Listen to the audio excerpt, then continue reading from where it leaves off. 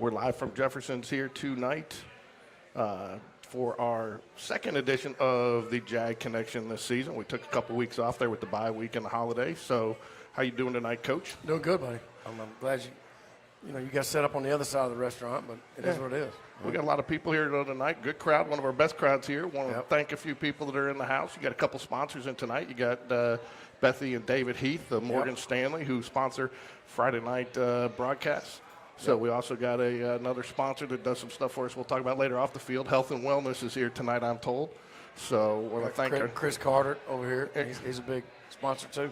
And we got Jake Marshall from Marshall Productions, who runs the Friday night, is in the house tonight. We might even bring him on just to talk a little bit about what goes into Friday nights here if we got a few minutes. I didn't see Jake, but he's Jacob's been with me since my first year at JO in 2013. So he just does really great work.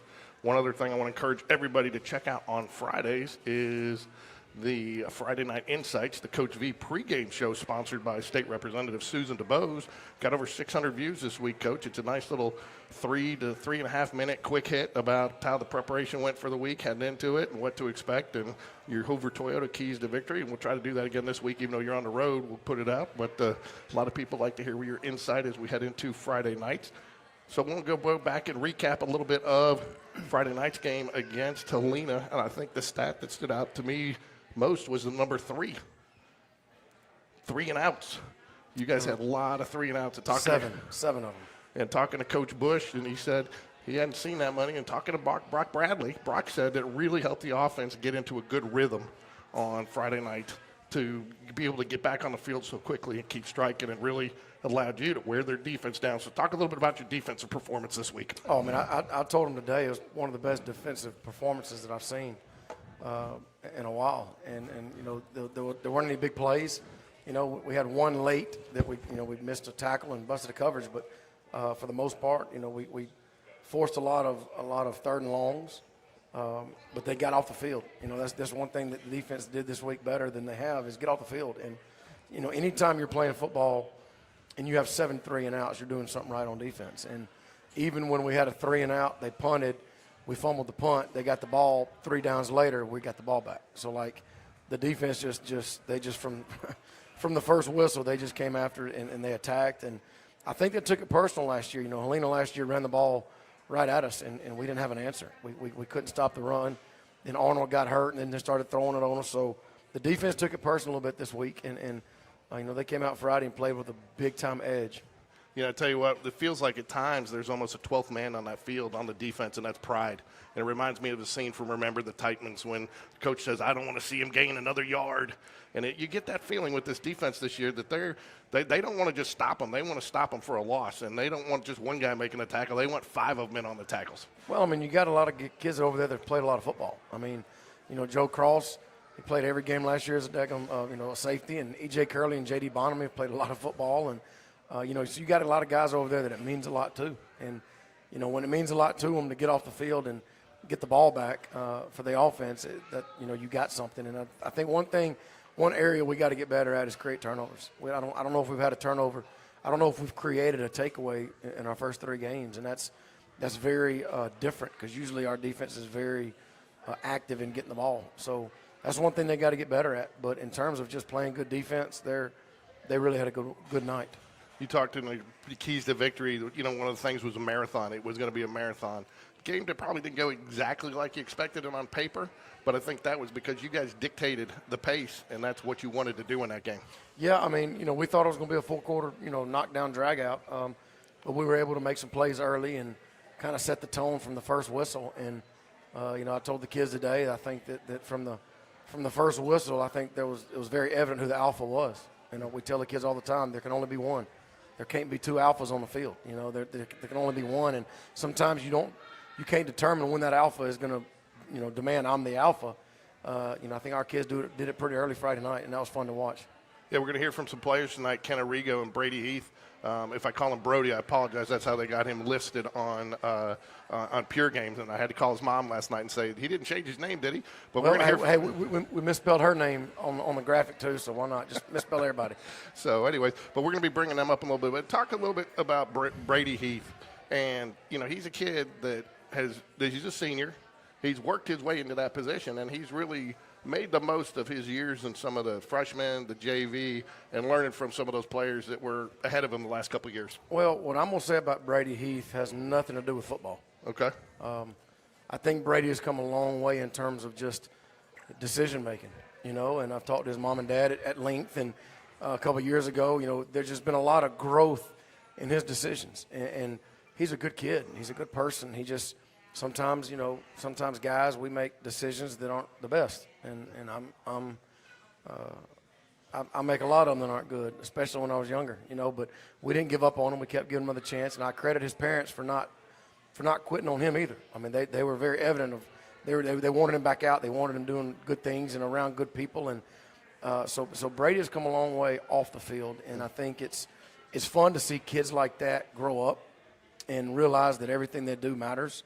And you know, he's a really big part of what we do on Friday nights. He's one of the toughest kids we have, one of the strongest kids we have. And you know, when you get kids like that care about other people and that want to make good decisions, I think that breeds success in a football program. So he has gotten better at football. He has gotten stronger in the weight room. But I think his biggest gains have been off the field, and I'm really proud of him. And it's fun to see kids like that have success, and that's fun to watch. You know, each week, though, I talk to players about what's something that you've learned on the field that you're going to take with you. Don't you think, though, that's one of the great things about sports is having that extra family and those extra guys that are your peers that are holding you accountable to a standard while you might be trying to mature a little bit more? Well, I mean, people depend on you. You know, we do devotion every day about, you know, in X amount of years, there's going to be a wife and kids or whatever depend on you. And right now, it's your high school football teammates.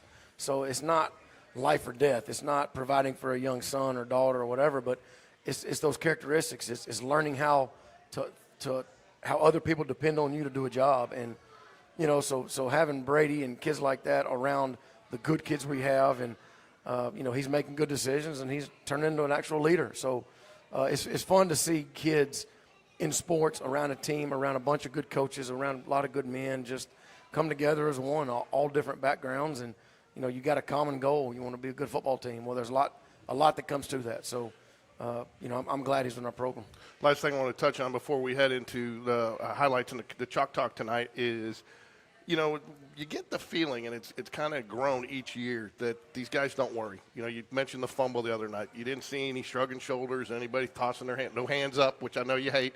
Everybody just strapped it on, went back, and we're going to get it out. Same thing. You had some guys leave the program in the offseason, and again, next man up. Nobody worries about it. We want to play with the guys that are here. That's unique. You don't see that in a lot of places. How has that manifested itself with the Jaguars? I think just consistency. I mean, there's no guesswork on what we do. There's no guesswork. There's no changes. I mean, I think the consistency of what we do with these kids and the coaching staff. I mean, this coaching staff is going on 4 years now. It's pretty much the same staff. We've had a couple here and there, but like a lot of guys on our staff from last year, I know 13 out of 15 guys are back. So I think just the consistency of how the kids are treated, how they treat each other, and what our coaches do on a day-to-day basis. And we met with a parent earlier this afternoon, and one of our coaches told her that he's going to focus on helping that kid mentally. It has nothing to do with football, you know, and little things like that you just don't see, but I think go a long way in building a culture of kids that want to just play for each other. That's good. Well, let's get to some highlights from the game. Hold on a sec. Where'd it go? That's the first play of the game, isn't it? Yeah, well, hold on. First, I'm going to touch on this. Oops, got to move us. So, I'll move this to the other side to start. Total 1-55. I mean, obviously talks about your offensive dominance. I think the only stat that you look at that you probably would like to see improve on, and I'm going to ask you, is that going to be a point of emphasis when we get to that section for next week, is the third down conversion. You obviously want to see that a lot higher, but, you know, very balanced. You know, and again, I think some of those passing yards, talking just a little bit about that, some of those passing yards are really extended rushes. You're getting it out in the guy's hands almost like a running play. Well, yeah, I mean, we knew Helena they play a lot of man, and it's off man, and they're not going to, you can't really get behind them a lot, but they're gonna load the box to stop the run, and you know, they're gonna give underneath stuff. So we went in this week, and our kids understood it. Like, you're gonna get chances to catch the ball short. You might catch it at 2, but turn and run for 9, make a move and go for 12. So we worked on it this week or last week, and that's what the kids were expecting. But yeah, third downs. I mean, this first drive we had 2 third-down conversions that we converted on a touchdown scoring drive. So it's kind of misleading. One of the drive, it was a one-play drive. Another third down was down in the red zone right before halftime. We missed on a route. So there was 3 or 4 of those are a little misleading. But that's, again, 4 out of 11. That's definitely something we talk about that's got to get better. But it does say, too, 15 of your 19 first downs came either on first or second down. Right. So, you're being very efficient. And that was the other thing that I noticed, and then we'll get to the plays. I want to talk about the stats, was they were 5 of 14 with only 8 first downs. That means only 3 of their first downs came on first and second down. You made them work for every yard that they got. I mean, every one of their yards was hard-earned. Yeah, I mean, like I said, they had a lot of third and longs, and credit to the defense for making plays and keeping them behind the sticks. And anytime you get somebody in third and long, you got a chance. So here we go. We're going to get to some plays now here, Coach. And yeah, I think this is the first play of the game. We threw a little quick slip screen out here to Mason with Barrett blocking. So if you go back and you'll see the box, there's 7 white jerseys in the box.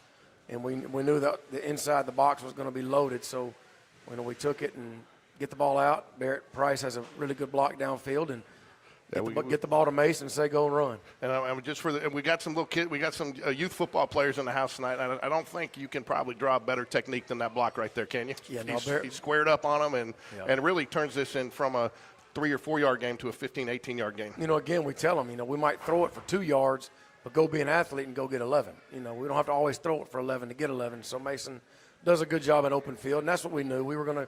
Our guys were going to have chances to make plays out in the flats. And that's a really good way to start the game. Again, I think this is a touchdown pass, 1 of 2 to Kennerio. Hey, look, go back and pause it. I love Kenna. I love Brock. And I love Brock throwing to Kenna, but that ball shouldn't have gone to Kenna. I've already got that. We got 2 guys underneath wide open, but he said, I'm going to give Kenna a shot, and he went and got it. So, hey, man, let me get there. I got that highlighted here in a minute. That's one of those, no, Brock, what are you?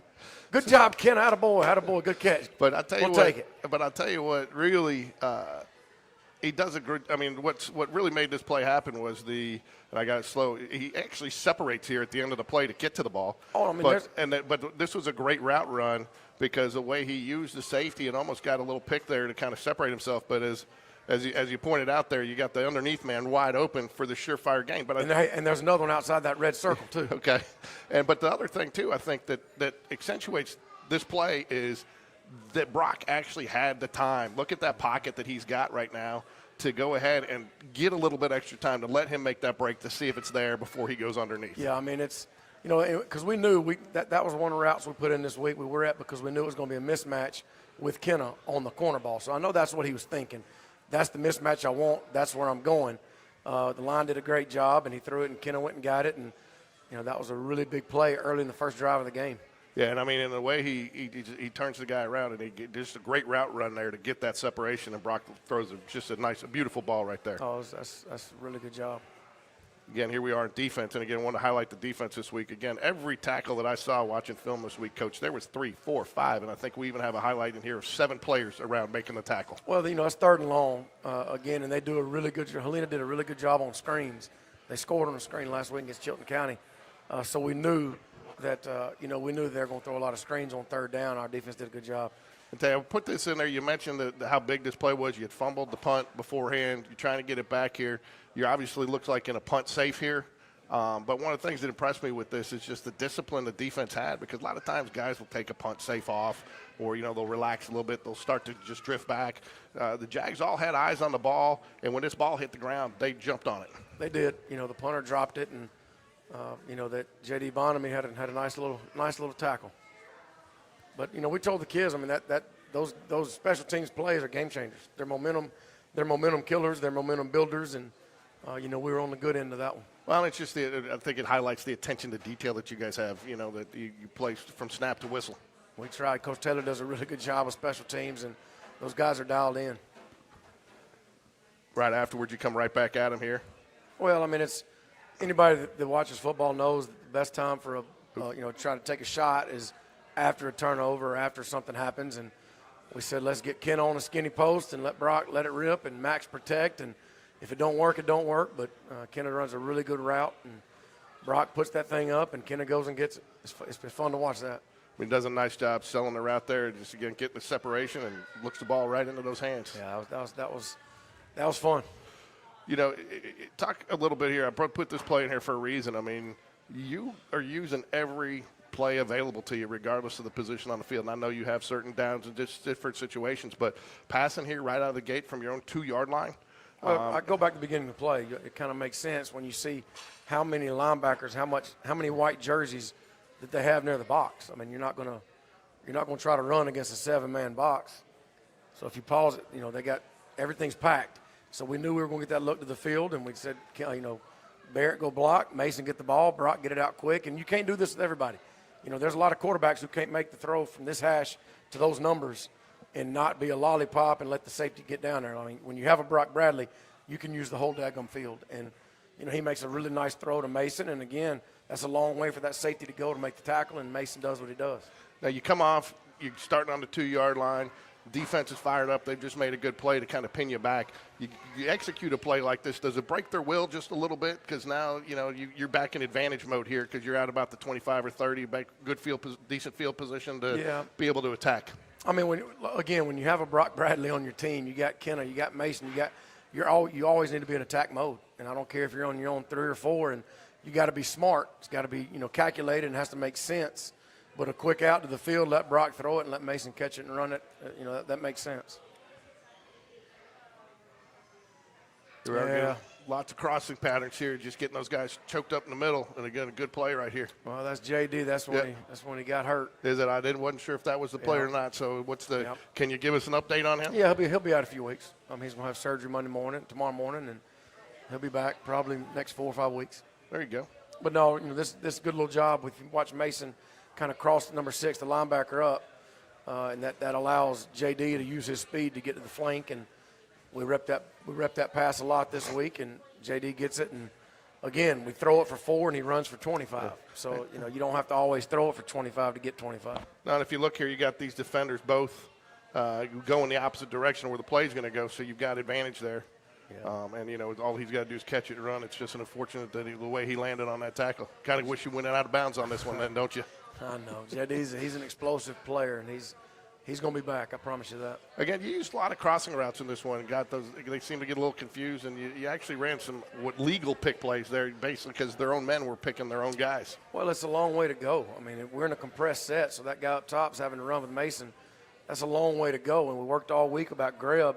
Number 3, we worked all week about running across the field and having a downfield rub. You know, a lot of times you'll do rubs at the line of scrimmage or kind of close. Well, this is a downfield rub. We got Kenna on a big post. If he likes it, he takes it. If not, Greb's job is to run his guy into Mason's downfield.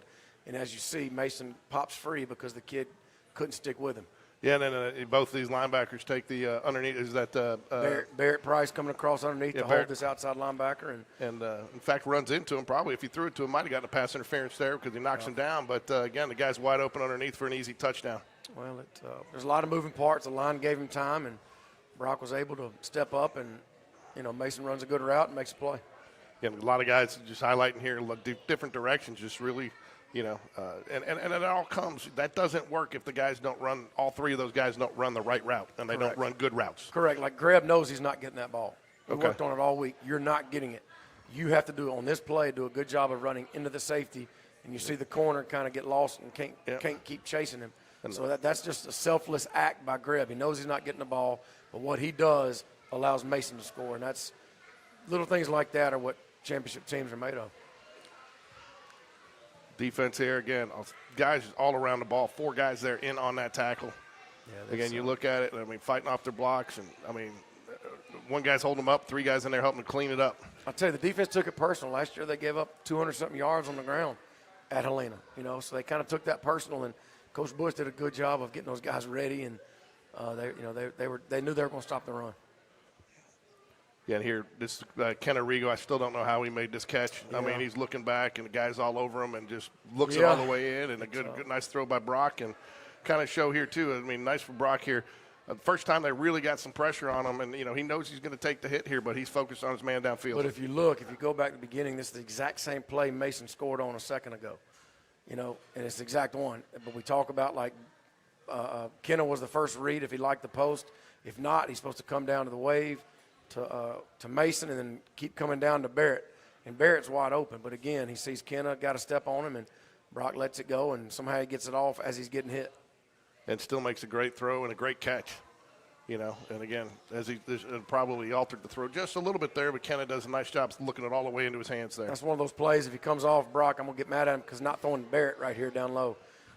But it worked. So, hey, yeah. Throw it to Kenna, let him go get it. But, again, they were getting clogged up in the middle with a lot of you. And, again, right there, the great catch and just watches it all the way into his hands there with the guy on. Unbelievable. I was down there. I thought there was a little contact, but they didn't throw the flag. But catches made it irrelevant. Unbelievable catch. Get a nice little running play in here. I think this is a Hudson Hibbert. It is.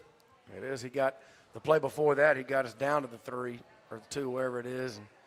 And they gave it to him again and tried to get us in, and he did. There he goes. It does a nice job following his blockers and seeing the hole there. So if you go back this play here, watch J.D. Bonamy. J.D. sees the pullers and he attacks it, and you know that's really fun to watch when a linebacker reads it right up top. If you see him, he reads it and he beats the ball out there. And last year that wouldn't happen. Last year, you know, there were some things that we just didn't do the way they had us aligned. But our defense was so dialed in this year. It was fun to watch it. It beat the running back to the hole there. Correct. So watch Big Hudson Reed out here lead blocking. Yeah. All right. He got up. He was smelling himself after this one. But I was going to tell you, did he get credit for the tackle too? Because he pushed the guy 5 yards downfield and he was laying on the ground. The running back tripped over him. So did Hudson get credit for the pancake? He might get 2 pancakes on that one, but no. Did he get 2 pancakes and the tackle? Yeah, we worked all week. We knew the tackle was going to have a chance at a safety. You know, but a lot of times you don't really square them up, but. And again, look here, that's what I highlight. Look at how far he pulls out there. Yeah. I mean, great pull, gets a good start on it, you know, gets out there. You know, Mason does a really good job. He's just looking his guy out there. I mean, he's focused on him, going to tee up on him. And look, if you look here, he just takes him down. And again, just 2 pancake blocks there on one downfield. And again, as a coach, you got to love to see that. Oh, he gets up. I think I heard like a Viking sound. I don't know. So, anyways, field goal here to end the half for you again. And I think that's a highlight, or not a highlight, but you know, I talked to Coach Taylor the other day, and I said, man, one of these days we're going to get you a special teams unit that's intact from season to season because, you know, you got a new punter, new kicker, new holder this year.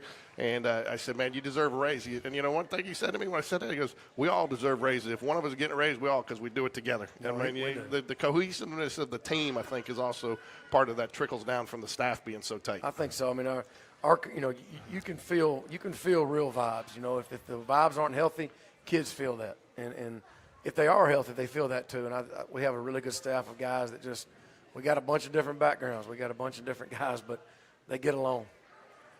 Here's another play on defense again here. Just getting there and make it again. There's no pocket for him. He's got no time. You know, you guys are dictating the pace of play, which I know is something we talk about each week that you want to do. You want them to play at your pace, and you want them to come over and have to play your game. Well, that's Nathan Bird. I have a saying I tell the kids. I love watching Nathan Bird play football because he just plays the game the right way. He's just so daggone tough. He does everything right, you know, and just he's relentless. And watching him play football is a lot of fun. I'm not sure I've ever heard Nathan speak, but I didn't hear his older brother speak either. They're both quiet. Like you say, they go out and they just do it. Yeah, no, he does speak. I have heard him. Okay. But no, I love watching him play. Again, defense here. Defense a big story in this game this week. Just really, you know, created a lot of havoc for the Huskies. Well, if you look at it, anytime you can get pressure like that with 3 guys, you got a chance. You know, I mean, you got James Jones and sophomore Jalen Bates on the edge, and right there you got Boykin in the middle, Ethan Boykin in the middle. And anytime you can get pressure with 3 and drop 8, there's not a lot of places to go with the football. No. Again, defense back at it again here. Just, you know, really didn't give them many opportunities all night. It's just they were swarming. They did their jobs, and they were playing with an edge. That's for sure. I think this is the play that I highlight. I think 7 Jags were in on this tackle. Mm-hmm. It's just a lot of good football. That's 7 Jags. It counted 7 Jags, and and if you look at the whole, there isn't anybody open downfield either. You know, right. And you're right. And you know what you would think with rushing that many guys. Great little running play here. This is Big Reed Oatridge. So a minute ago, Hudson Reed pulled, and then you got Big Reed Oatridge getting out there, all 6'8", 285 pounds of him, getting out there leading on the perimeter. And Caden does a really good job of following the blocks. Landry gets a good block, Kenna gets a good block, and Reed goes right inside of him. Yeah, I counted up 1, 2, 3, 4, 5, 6 key blocks here. I mean, on that side of the field, I mean, that's over 50% of the defense that you've got a hat on. I mean, it kind of makes that almost not fair. Well, it's just 6 guys doing their job for somebody else to score. And that is really, really, really important when you have 6 guys that they know they're not scoring, but they have to do their job for somebody else to score, and that matters. That matters a lot. Reed Oates reached Hog of the Week this week, right? I think so. I don't know. It's funny. If you ask the linemen now, they're going to argue. They contest it. He might, you know, Coach Mo might say Reed Oak Ridge is the Hog of the Week, but you're going to have 4 other linemen contesting it. They don't agree with it. They try to dispute it. Oh, it's a mess. But he had a good game. Yeah, but Reed's out there, does a nice job just making his guys. Jags win 38-14, first 1-0 in region play to start off the season. And really, let's touch on how pleased you were with the way they bounced back after the loss to Hoover this week. It looks like they were disciplined and really focused in practice, and that's behind them, and they're not even thinking about it. Yeah, I mean, it took a couple days. I mean, that loss took a lot out of us, emotionally and physically and all that. But the kids did a really good job. The coaches did a good job of just, like I said, staying consistent. We're not changing anything we do. We keep doing the same thing, and the kids bounced back. It felt like we went a month without playing a game. So it was good to get to Friday, but it was fun to watch the kids play as well as they did. I sang, and before we're going to bring up Kenna Rigo and Brady Heath, talk a little bit from a player's perspective here, but lots of family on that other side. Your son plays for Helena. I know I talked to your dad. I think your nephew was a long snapper, and he said he was holding his breath just like I did every time my son snapped. But I know your nephew played well, but you got a lot of friends in that community, so I know. Oh, yeah. So, I think that's, again, one of the great things. There's a lot of crossover in friendships and families between in high school sports that kind of makes it fun. It was. I mean, I'm just glad it's over. I know a lot of the people in Helena, they're good people, and a lot of the kids are good kids. And my son's a 7th grader on the middle school team. So, again, at the end of the day, it's a game. It's nothing personal. But I'm just glad our kids handle business. All right, let's bring up Kenna Rigo and Brady Heath, and we're going to talk to the players, and then we'll bring you back up, Coach.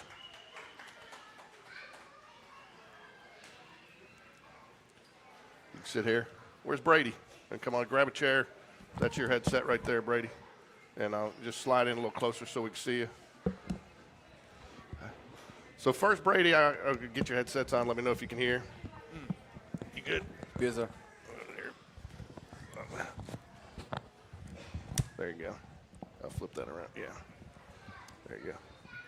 Can you hear us, Brady? Yes, sir. There we go. We're good. So first, Brady, though, you're one of 3. You got 2 older sisters that are both Spain Park alums, Morgan and Madeline. I saw Madeline here tonight, but just so the folks out there, there's a lot of parents that still watch the show. Their kids have graduated and gone on.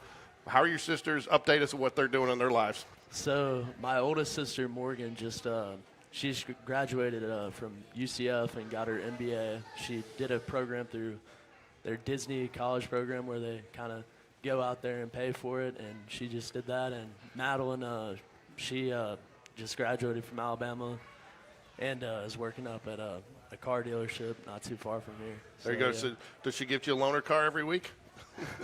I wish.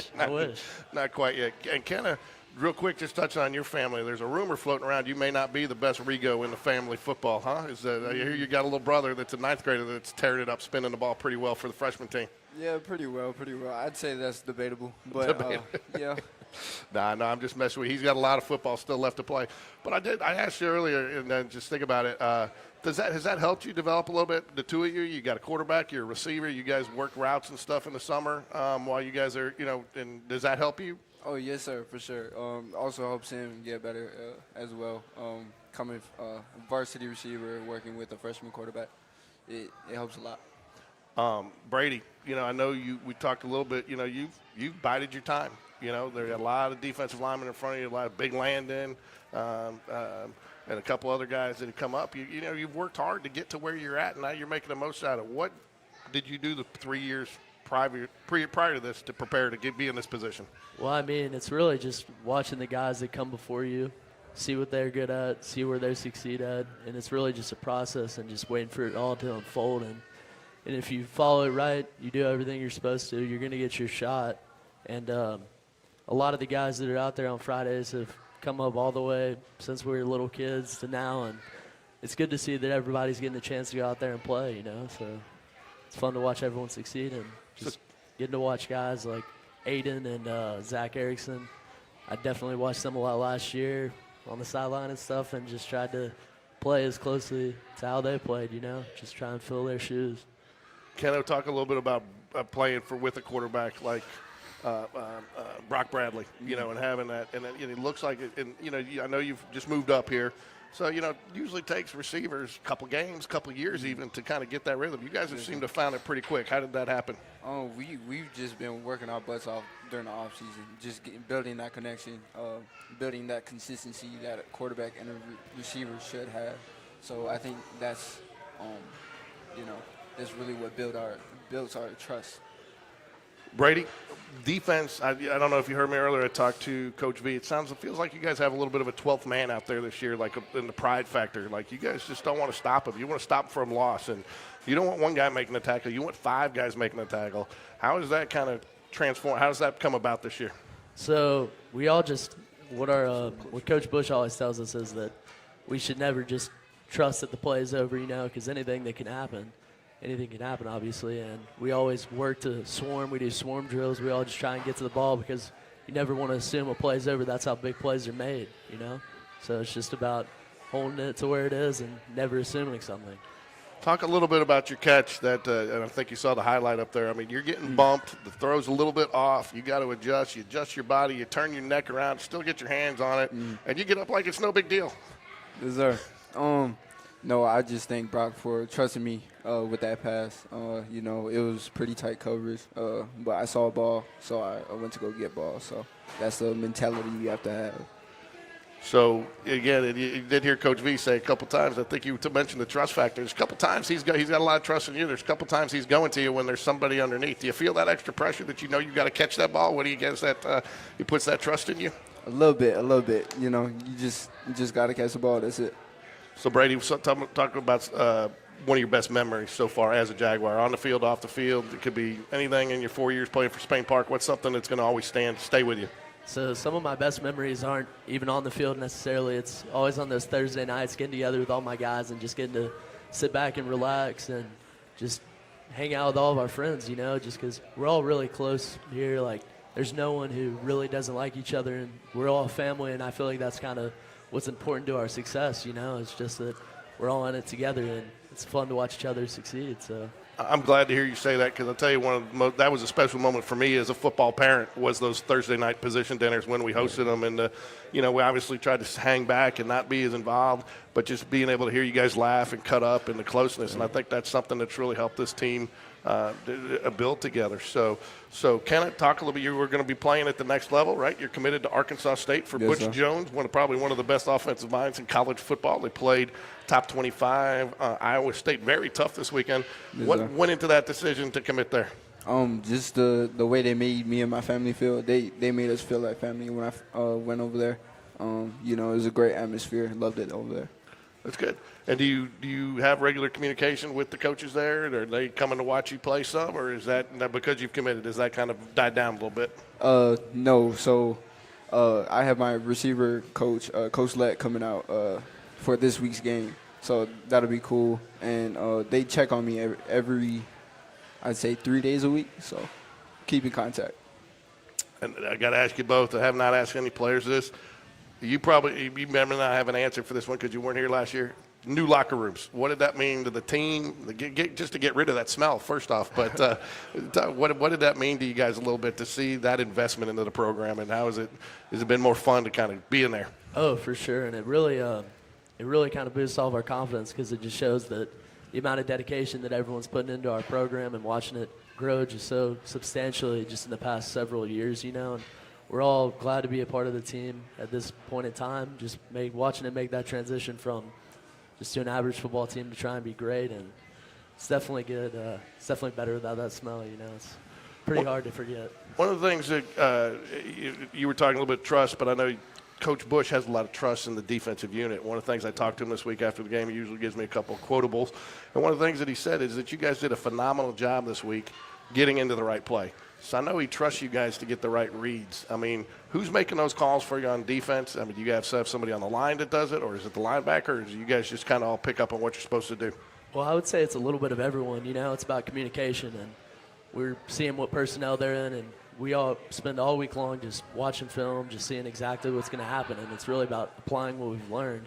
So it's a really all-around effort. You know, the DBs have their calls, they communicate it down, and it kind of trickles down all the way to the defensive line to where we're calling where there's a tight end, fullback, running back, you know, where to set the front. And it's just an all-around effort, you know. Now, you got a tough challenge this week in Benjamin Russell, Cedric Morgan, their big wideout. You know, he went up for over 100 on us last year. They also run the ball very well. But it almost feels like you guys go in each week as a faceless opponent. You call them to play, doesn't matter who they are. Is that the case? Yeah, I'd like to say so. You know, it's really all about, because with our team as of right now, we can win every game, and it's really just all about not shooting ourselves in the foot, so to say. And just because they have one good athlete, you know, he's a great athlete. We saw him last year, but if we can kind of dissect their offense and take away certain aspects, such as the run, you know, can't win a game just by passing the ball. And it's just going to be exciting to get ready and get into the right mindset for that, you know. Hey, Ken, talk about something that you're going to take from football that's going to help you be successful in whatever you do later in life. What's a lesson you've learned on the field that you think is going to help you in life down the road? There's a lot that can help me out with the rest of my life. But I would like to say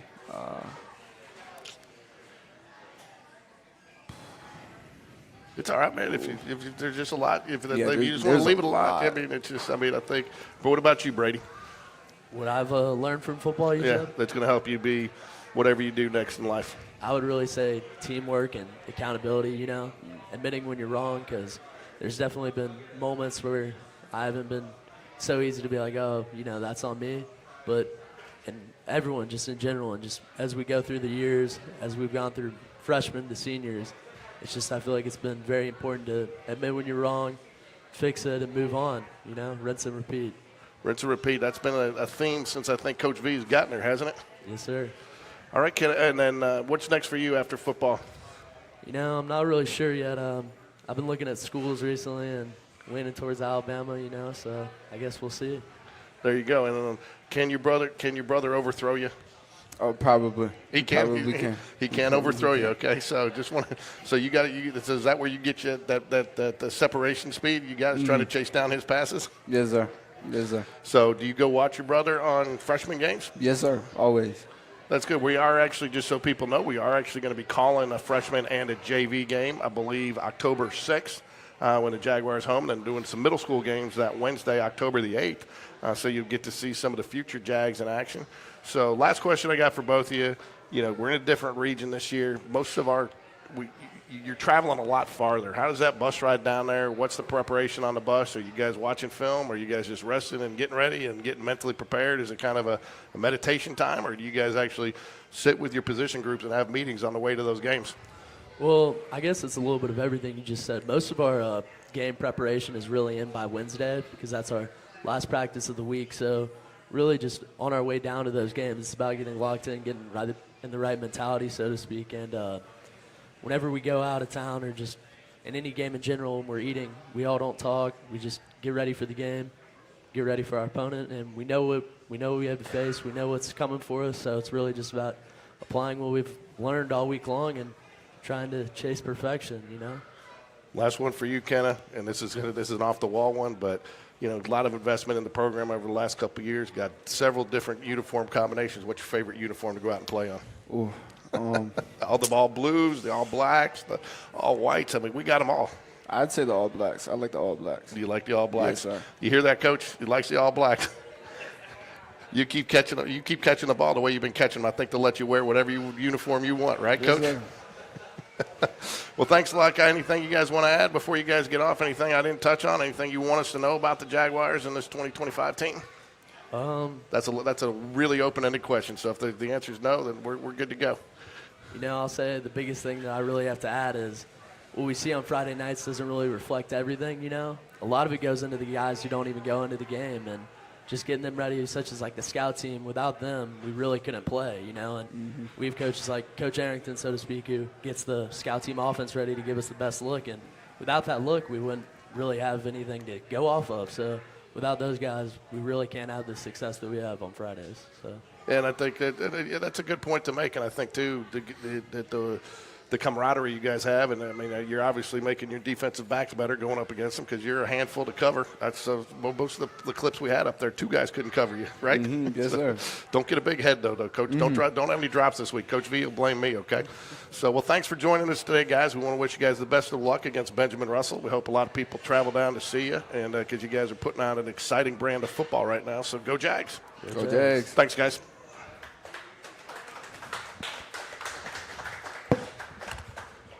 Good job, man.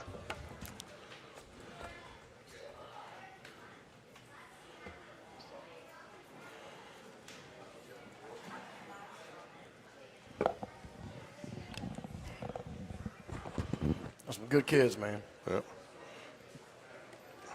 I love hearing Brady Heath talk about the scout team. That's impressive right there. A lot of people don't, you know, and I think that's one of the things I was going to mention. You know, you got a lot of corporate partners, a lot of people that we don't see that support, whether it be pregame meals, whether it be, I know we've got a company out there that comes and offers IVs to the guys to help them stay conditioned throughout the season. And, you know, you got a lot of things behind the scenes. So touch on that real quick, just a lot of the community involvement that we have that people don't maybe see or know their impact. Well, I mean, first that comes to mind is our pregame meals. I mean, when you feed as many people as we feed on a Friday, you're looking at between $2,000 and $2,500 every Friday. And our Gridiron Club has done a really, really, really good job, Ms. Petway, of going out and finding sponsors. I mean, we have Valleydale Church sponsored one, Buffalo Wild Wings sponsored 2, River Chase Country Club, Greystone Country Club. Like, we've got so many people around that are pouring into our kids, and that's allowing us to save money. You know, that's $25,000 expense just feeding the kids on game day. You know, and when you have people like that who care about the kids and helping us build our program, it goes a long way. You know, Balance and Infusion and Wellness is somebody else. I know that they provide discounts to the kids. And, you know, as much as you emphasize on training and lifting and conditioning, recovery is a very important fact that I think sometimes is overlooked. And I know getting those IVs, I've done them even as an adult, you know, before I've gone on a cruise to boost my immune system and stuff. You know, how does that conditioning and the recovery impact the players each week? Well, I mean, especially early in the season when it's so daggum hot, you know, and we hadn't had anybody cramp. And I think a lot of that has to do with the kids taking care of themselves, but at the same time, a lot of the guys that are doing a lot of the running, a lot of the skilled guys that are going up and down the field a bunch, you know, they've been getting IVs. And you know, it's not something we can make them do because that's a personal, you know, a parent decision. Right. But when you have somebody in the community that is willing to offer that service to these kids, and especially for a discounted price and putting a package together for them, it goes a long way. Yeah, and it does. You mentioned the reduced cramps. I mean, you see guys, even at the pro and the college level each week coming out with cramps, you know, so that's a big part of it in the conditioning. Anybody that wants to take advantage of their services, they're located, I believe, over in Lee Branch. You can call them at 205-438-6017. That's Balance, Infusion, and Wellness. So, and again, I think it's important. And you got people like Susan DeBose, state representative, who's sponsoring the pregame show. And, you know, you can't do this, you know, it takes a village. It does. You know, more, and you need not only the support of the players, the parents, the administration, but the community. And Senator Jabbo Wagner, he's been a really good supporter of our program, and his check just dropped last week. So, you know, there's a lot of people that care about what's going on at Spain Park, and I think the more we have kids out there doing really good things, I think that's just going to grow. You know, Jake Marshall's in the house tonight, too. And, I mean, I don't know how that guy does it each week to come down. I mean, I know he's asked to have an elevator put into the press box to get all that equipment up there each week. Probably not feasible, but, you know, it's one of those things. I mean, they come in, they set up. That's not a small production.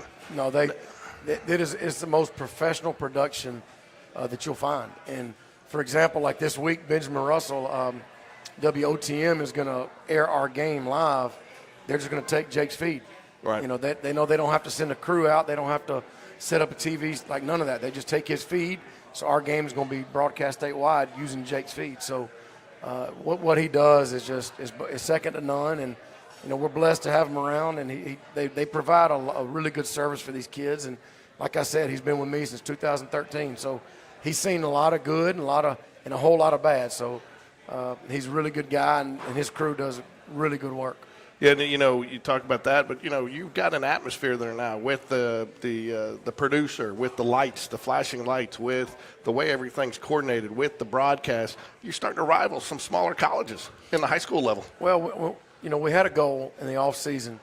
Matt McBride was with the company that put in the dancing lights, and our board did a really good a job. They blessed us with the dancing lights, the LEDs. So once we got that, we wanted to make an intentional effort of trying to make the best game day atmosphere we could for our kids and our community. And, that's my goal. I want to have the best high school atmosphere in the state. And, we're not there yet, but we're daggum close. So you're on the road this week. You go take on a Benjamin Russell team coming off a victory over Chilton County last week, 49-16. Of course, we saw him last year, Cedarian Morgan. He is a handful. He's a big receiver. They're going to try to get the ball in his hands. What are some points of emphasis this week for the Jaguars as you prepare to face a very challenging Benjamin Russell team? Well, guys like that, you're not going to stop. You're just not. You got a limit on, limit of the damage they do and try to make somebody else beat you. But the problem with that is they've got a handful of guys that can beat you. The quarterback is a 10th grader, but he's the number one quarterback in the country in his class. And, the coach, Kurt Johnson, came from Montgomery Catholic and brought some guys with him. They moved over there with him to play for him, and they're really good players. So, they already had some good players last year, but you throw those guys on top, and, they're playing really well. They got a lot of talent, and it's going to be hard. It's going to be a hard night of football, but, our kids are used to hard. They're used to doing hard things, and I expect our kids to have a really good week of preparation and go down there Friday and get off the bus swinging. You mentioned it is going to be tough, and they do have a lot of athletes with their quarterback. And, I think one of the big keys this week is going to be assignment football. You have to play your assignment because they can beat you with the pass, they can beat you with the run. They're averaging about 400 yards a game, and they're about split 50-50 on the ground and in the air. Yeah, you got to just, you got to limit it. If they have a big play, you got to get them on the ground and live another down. Like you can't just, a big play can't turn into a 75-yard touchdown. You got to just, tackle them and live another down. But, like I said, they got a lot of weapons offensively, and, our defensive coach is going to do a really good job getting our kids prepared, and our kids are going to prepare themselves, and hopefully we can get them a good look this week during scout team and, get off the bus, like I said, swinging from the word go. And again, I said it last week, and it seems like you're going to face it again this week. We're probably one of the best linebacker corps in the state, led by Charles Chappelle, Kamari Maxwell, and Caleb Kendrick. Most of them, all of them averaging a little bit 9+ tackles per game. They're active. They're really good, and they've got some D linemen that are big. They take up space. They can move, and they do a really good job on the back end. They got some secondary kids that can cover, and it's going to be a test. There's no doubt about it. But I think our kids are going to be ready. I talked a little bit. You are traveling a little bit farther than you have in years past. You're about an hour and a half down, probably on a bus down there. And what do you do as coaches to prepare as you're taking that hour and a half? Are you just chilling, just relaxing on the way down there? What's done is done at that point. It's time to go. Hayes in the barn by then. If you're making adjustments on the bus ride to Alex City on Friday afternoon at 4:00, you're in trouble. So our preparation will be done by then, and our kids. We've gone on some long road trips. We've gone to Sparkman. Saraland last year in the playoffs, went to James Clements. Our kids are used to traveling, and that's good because in the playoffs you're going to have to travel. So, it's not going to be anything different. We're going to probably move pregame meal up a little bit and get on the road a little bit earlier. But, we're not going to change anything for these kids. They got a routine, and we're not going to change anything, make anything different. What's scheduled this week coming up for freshmen and JV? Yeah, we got a 9th grade game and a JV game tomorrow at home against Vestavia. So that'll be a good chance for our 9th graders. They hadn't played in 2 weeks either. So it'll be good for them to get back out there and run around and hit people. And, our JV guys play after that. So, we're looking forward to a good week of football. Last week you were fortunate to be able to get a lot of other guys some reps in that second half. Nash Davis got in, took a few reps. But one of the things that I noticed as I'm going through your roster is the number of multi-sport athletes that you have at Spain Park. And not only do you have multi-sport athlete, you got multi-sport coaches. I think almost every baseball coach we got, except for maybe one or two, is involved with coaching football. How does that help you, having kids involved in so many sports and coaches involved in that crossover? Well, they're kids. You only get a chance to be a kid once.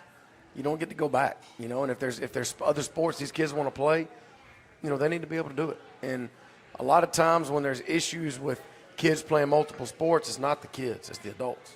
And, we try to make it a point of emphasis. If you want to play another sport, if there's some ironing out needs to happen between adults, let's do it. Because I don't ever want a kid to feel like he's got to choose this sport or that sport or make this coach mad. Or if he truly wants to do it, we need to embrace that and we need to let it happen because they can't go back to high school.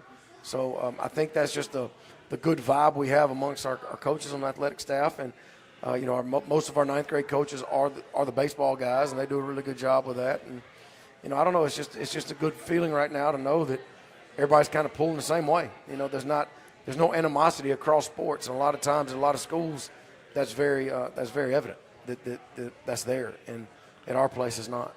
You mentioned that the games will be broadcast in the state of Alabama this week. They're going to take Jake's feed.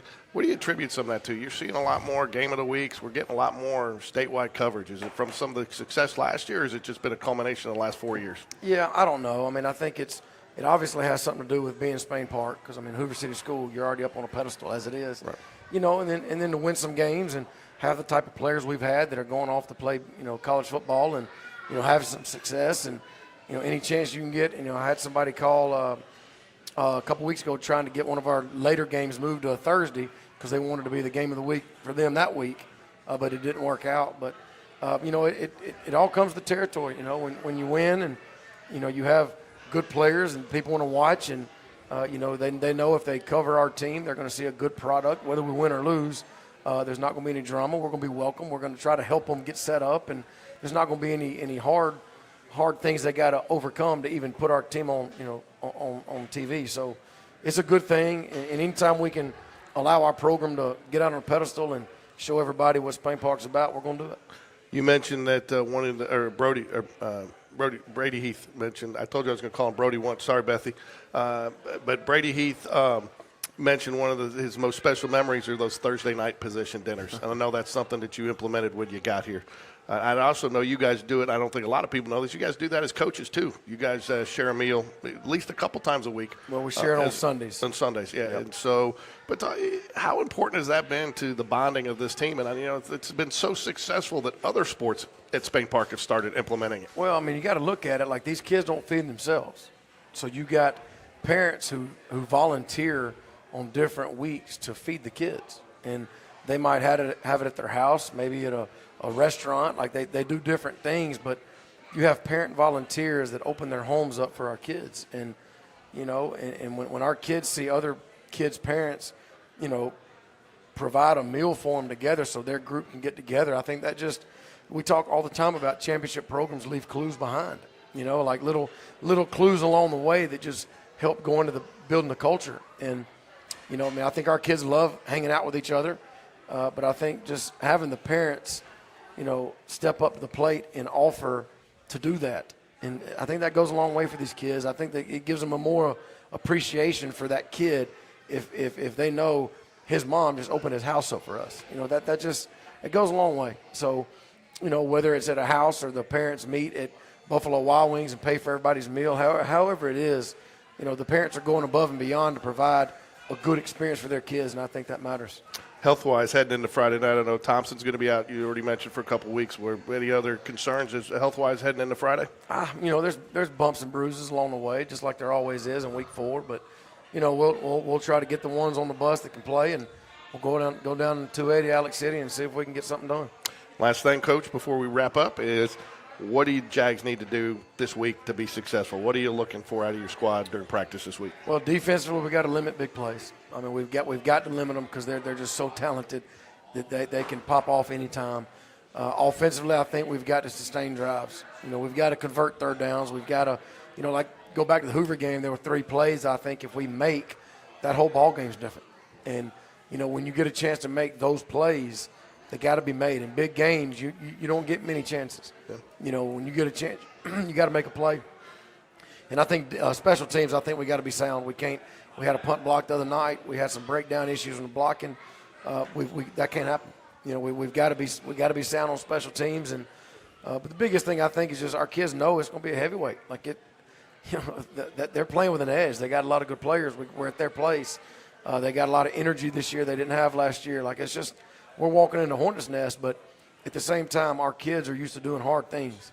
So, we don't expect anything but our kids to go down there and start swinging. Lifting this week? 4 times. We already lifted once today, and we got 3 more. All right, and then, you mentioned the Hoover game, and I think that's one of the things that you really need to highlight. We looked at those plays, and, when you have 6 guys all making their blocks, it really, these games come down to 2, 3, 4 plays a lot of times. I mean, if you go back and looked at the stat sheet in that Hoover game, I think you ran more plays than they did. You outgained them in yards. If you looked at the stat sheet without the score, you probably think that Spain Park won that game, but it came down to just those few lacks of execution that really turned the tables on that, didn't it? Yeah, it did. I mean, there was a couple of play calls I wish I could have back, but that's how it goes all the time in big games. Sometimes they work, sometimes they don't, but I don't like quoting a lot of Alabama coaches because I'm an Auburn guy, but Gene Stallings said, any big game you can go and handpick 4 or 5 plays that change the game. In close games, there are 4 or 5 plays, depending on how those 4 or 5 plays go, determine the winner. And, after that Hoover game, there was 3 or 4 plays that would have heavily affected the outcome that we didn't get done. I got to do a better job of getting the kids ready to make the plays when they're there. We got to make them, and I got to do a better job making sure when they get there they do. And again, the reverse is true. There's 3 or 4 plays that you made this week that really made it the lopsided victory that it was. Absolutely. And again, you look at that score. It's just a couple of plays. They don't. Ken Arrigo doesn't catch those over his shoulder. You're looking at a different situation potentially. And if Brock throws it to who I wanted him to throw it to, we wouldn't have scored. So good thing he didn't listen to me. You might have scored. Just might have taken a play or 2 longer, right? Yeah. All right, Coach. Anything you want to add before we wrap it up here and sign off? I want to thank our people. I mean, our crowds have been outstanding in our first 2 home games. Just seeing how packed it is, seeing the excitement in our stands, and we've got alumni coming back trying to get on the sidelines, and anytime that happens, it's just a really good atmosphere around our kids. They know they're playing for something bigger than just themselves. So we're going to try to get on the bus, head down south, and make our community proud again. I said last one, but I do want to touch on the youth program. We have several youth football players in here tonight from some different ages. You guys want to give us a quick shout out? Go, hey, go Jags! Give us a loud go Jags! Oh, come on, you guys can do better than that. Anyways, but talk a little bit real quick about how the youth program's doing this year, youth football, because that's the lifeblood of the program, these future players. Our kids, they care. Like they take pride in playing for Spain Park. And we got coaches around these kids that they love on them and that hold them accountable. They're teaching them and they're having fun. I mean, I think at that age, the biggest thing, they got to learn how to play the game and have fun. And I think if they don't do one of those things, I think you're cheating them. And our coaches in our youth league don't. They don't cheat them. They make sure they're having fun, they're learning the game, and they're playing hard with each other, and I think that matters. Again, I want to thank everybody for coming out tonight. Probably the largest crowd we've ever had here at Jeffersons. I want to encourage everybody to come out next Sunday night from 6 to 7 p.m. If you hadn't had a chance, please like and subscribe to GameDay Sports Radio because, again, that is one of the things that helps with our sponsors is the more likes, the more views we get. It gives it. We make no money off of this, but it all goes back into the program, and it gives you an opportunity because that's one of the things sponsors want. They want to support a program. They want people to see that they're supporting a program. Yeah. And so, please, if you haven't had a chance yet, please like and subscribe to GameDay Sports Radio. We aren't going to send you anything, but you will get notifications on shows like this and the pregame show and some of the other. We're doing some shows with the cheerleaders and the Dazzlers now. I think one of the offensive line coach did a show. We had a couple on there with my partner, Mike Larino. So please, if you hadn't had a chance, got a lot of comments in here tonight. So I want to thank everybody for joining us and want to thank Jeffersons for hosting us. And until next week, Coach, go Jags. That's it. Go Jags.